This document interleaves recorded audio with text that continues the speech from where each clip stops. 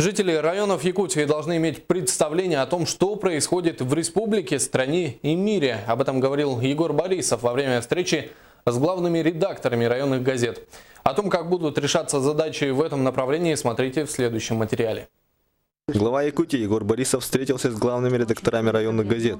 Обсуждению подвергся широкий спектр вопросов. Однако основной темой стала доступность информации для жителей районов республики. Что происходит в Валекомском районе, например, не знает в Паймяконском районе. Или то, что происходит в Амгинском районе, не знает в Алданском районе. То есть у нас должна быть создана такая работа, вернее, сформирована такая информация, что происходит в республике, мы должны знать.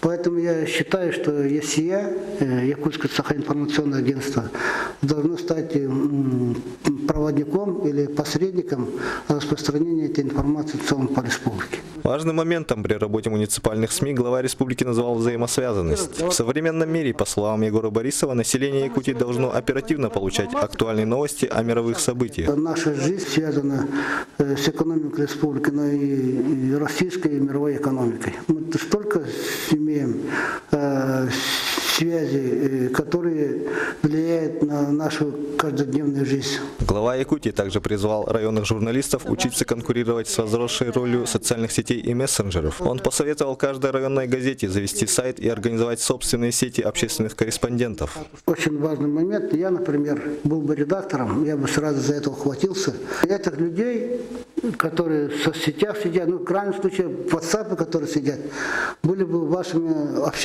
общественными распространителями ваших материалов. Нам необходимо как-то найти точку соприкосновения, не искать конкурентов, а искать союзников, как общественников и так далее. Таким образом, уже в ближайшее время жители улусов республики должны будут почувствовать перемены в информационном потоке. Аял Яковлев, Николай Необутов, ЕСИА, специально для НВК Саха.